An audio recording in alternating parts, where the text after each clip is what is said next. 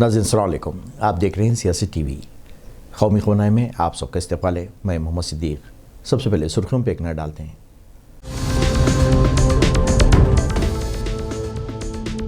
शर्जील इमाम और उमर खालिद को जमानत न मिलने पर JNU में तुलबा का जबरदस्त एहतजाज। अमित शाह और मोदी के खिलाफ नारेबाजी।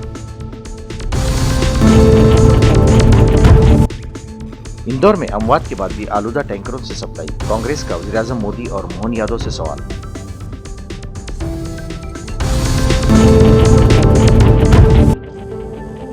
सांस लेने की तकलीफ के बाद सोनिया गांधी अस्पताल में दाखिल। डॉक्टरों ने कहा अब सेहत मुस्तहकम है।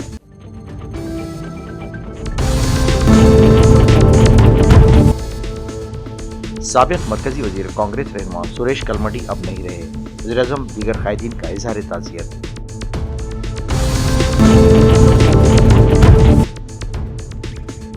दिल्ली में घने कोहर और शदीद सर्दी से फिजाई और रेल निज़ाम मुतासिर। 280 से ज़ायद परवाजें ताख़ीर का शिकार।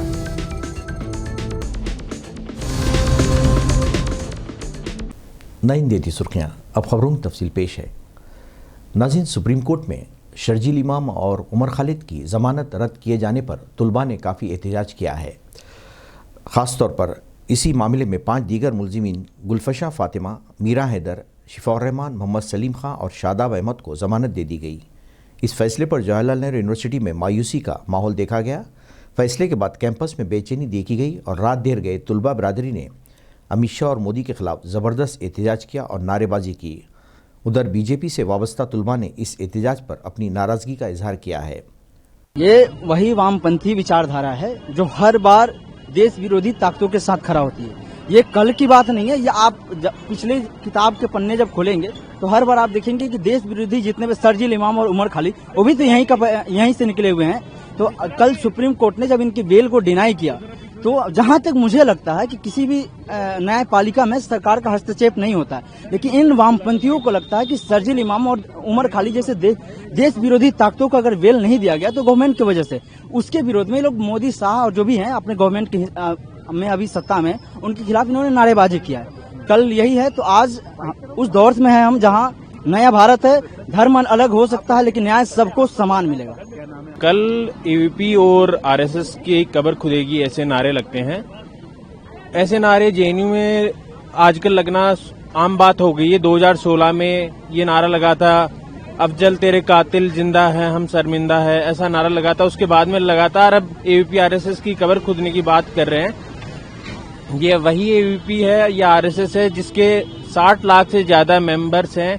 क्या वो उन 60 लाख लोगों की कबर खोदने की बात कर रहे हैं या फिर ये जो RSS के जो लाखों करोड़ों स्वयं सेवक हैं ये उनकी कबर खोदने की बात कर रहे हैं? और उसी के साथ में एक न्यूयॉर्क से एक मेयर के द्वारा लेटर लिखा जाता है उस टेररिस्ट को, उस आतंकवादी को, कि उसकी रिहाई की जाए। पर भारत का जो संविधान है, भारत जो राष्ट्र है वो सॉवरेन है, वो किसी के दबाव या उसके निर्णय किसी के दबाव में नहीं चलते। वो अपने निर्णय खुद बनाता है, खुद की कॉन्स्टिट्यूशन से चलाता है और उसी का नतीजा है कि उनकी बेल डिनाई कर दी जाती है और उसका हम बहुत ही स्वागत करते हैं उस निर्णय का सर्वोच्च न्यायालय का।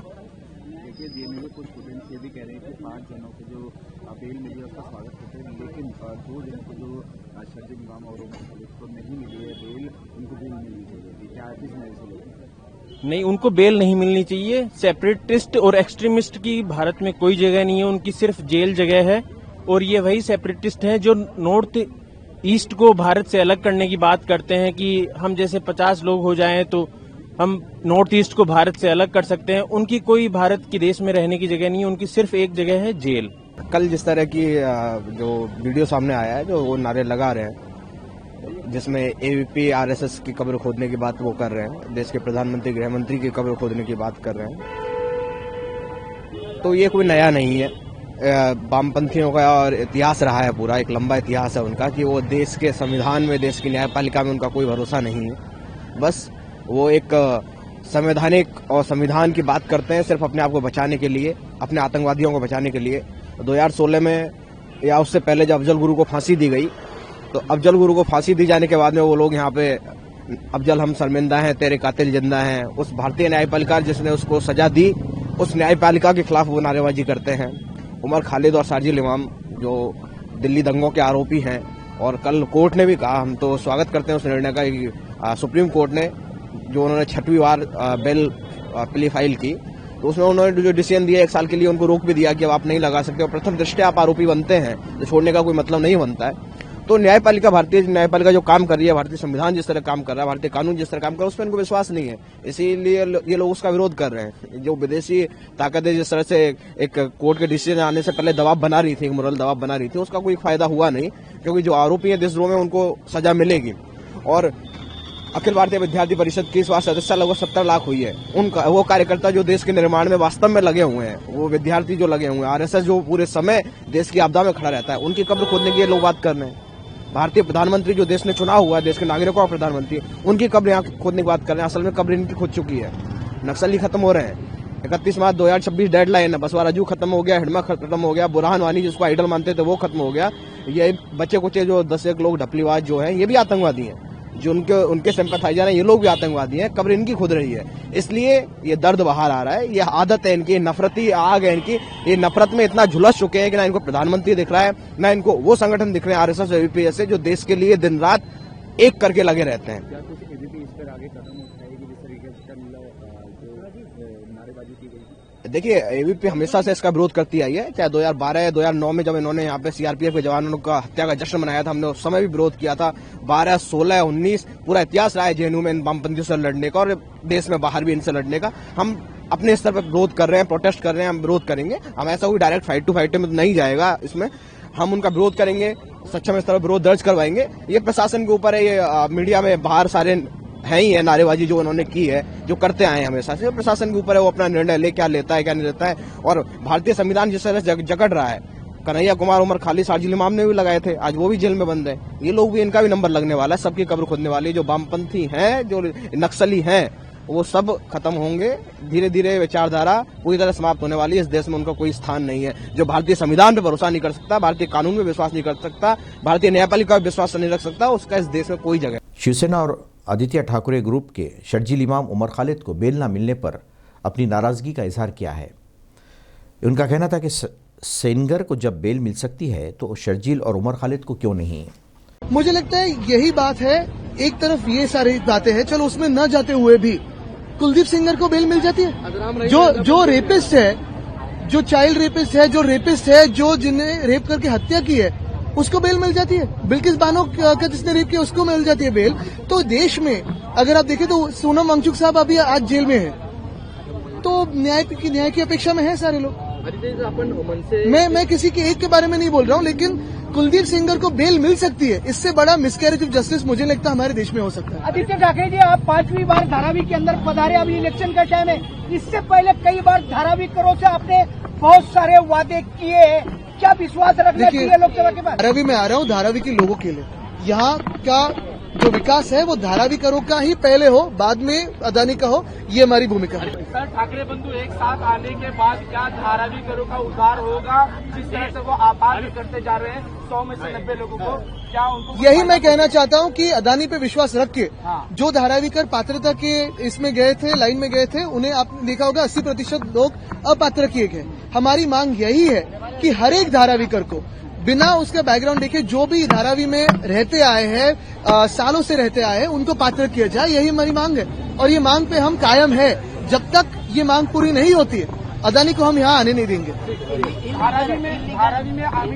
धारावी में सर खड़े हैं, बहुत जोरों शोर से प्रचार करें और उम्मीद है कि आरिफ भाई की सीट बाहर आएगी। शिवसेना का कितना ताकत लगेगी उनके? हर जगह हम एक दूसरे को सपोर्ट कर रहे हैं। 2 ठाकरे बंधु तो साथ में है, पवार साहब साथ में है और बहुत सारे लोग हमारे साथ में है। शेवटचा प्रश्न तुमसे काय होता? धारावी में रोड पर रैली कब होगी? अभी तो हम अंदर ही थे रोड पे, यानी हम गली गली में थे। कल बहुत अंदर गए थे। सुप्रीम कोर्ट के फैसले के बाद उमर खालिद ने अपने साथी ज्योतिष्ना लहरी से रब्त पैदा किया और कहा कि अब जेल ही में उनकी ज़िंदगी बन गई है। इन्होंने कहा कि उन्हें इस बात की खुशी है कि दूसरों को ज़मानत मिल गई, ख्वाह उन्हें राहत नहीं मिली। बानो ज्योतिष्ना लहरी ने इस बातचीत को सोशल मीडिया प्लेटफॉर्म एक्स पर शेयर किया।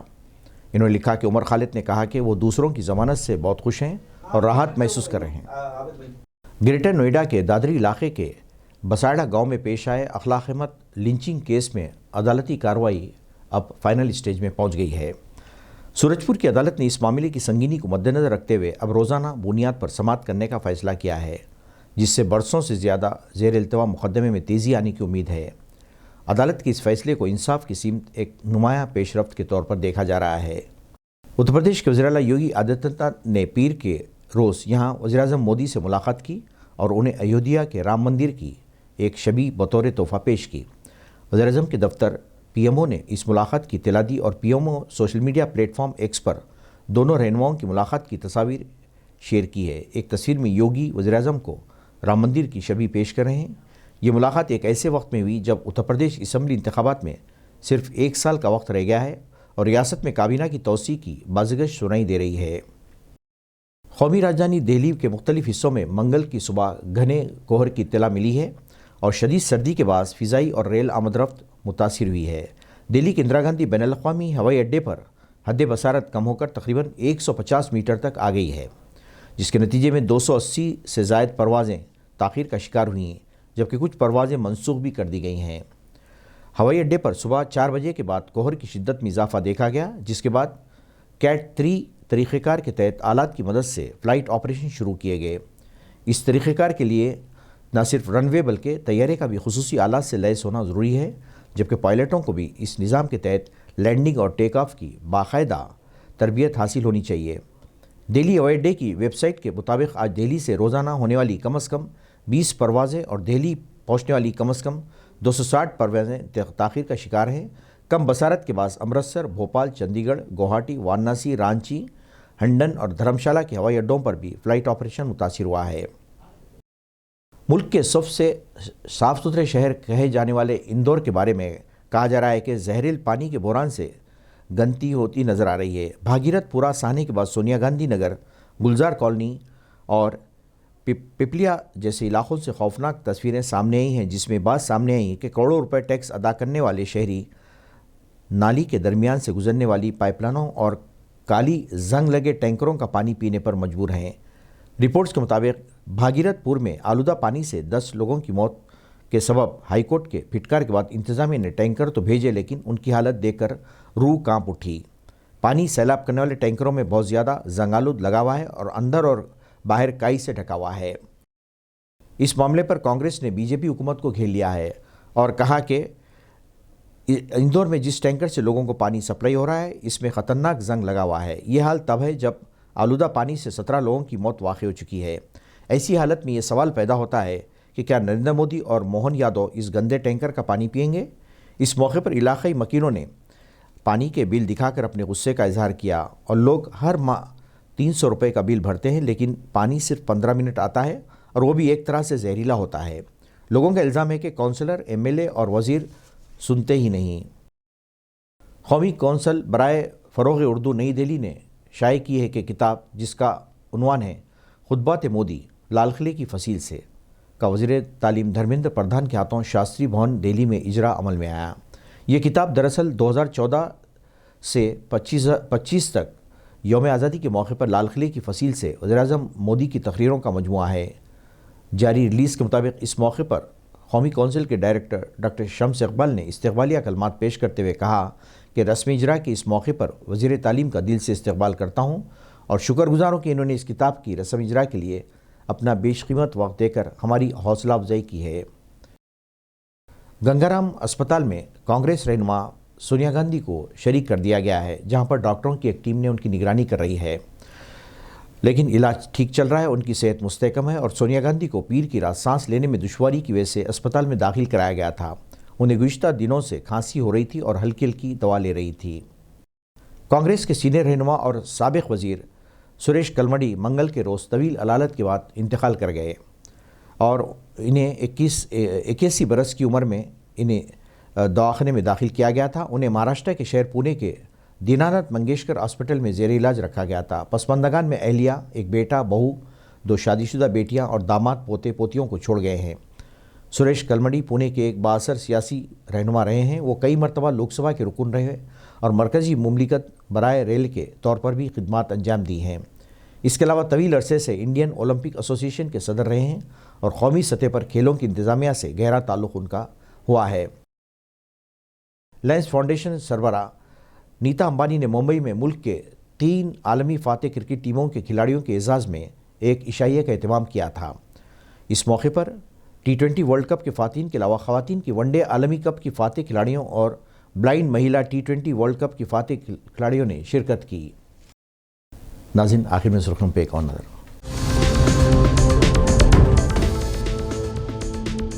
शर्जील इमाम और उमर खालिद को जमानत न मिलने पर JNU में तुलबा का जबरदस्त एहतजाज, अमित शाह और मोदी के खिलाफ नारेबाजी। इंदौर में अमवात के बाद भी आलूदा टैंकरों से सप्लाई, कांग्रेस का वज़ीर-ए-आज़म मोदी और मोहन यादव से सवाल।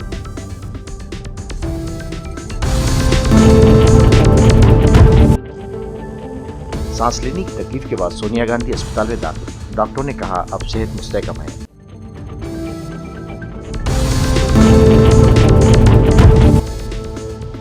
साबिक मरकजी वजीर कांग्रेस रहनुमा सुरेश कलमडी अब नहीं रहे, वज़ीर-ए-आज़म दीगर कायदीन का इज़हार ताज़ियत।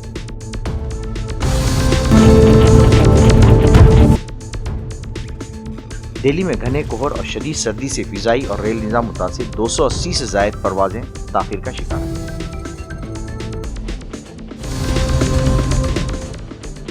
नाज़रीन, इसी के साथ ही कौमी खबरनामा ख़त्म होता है। मुझे और सारी सियासत की टीम को इजाज़त दे। अल्लाह हाफ़िज़।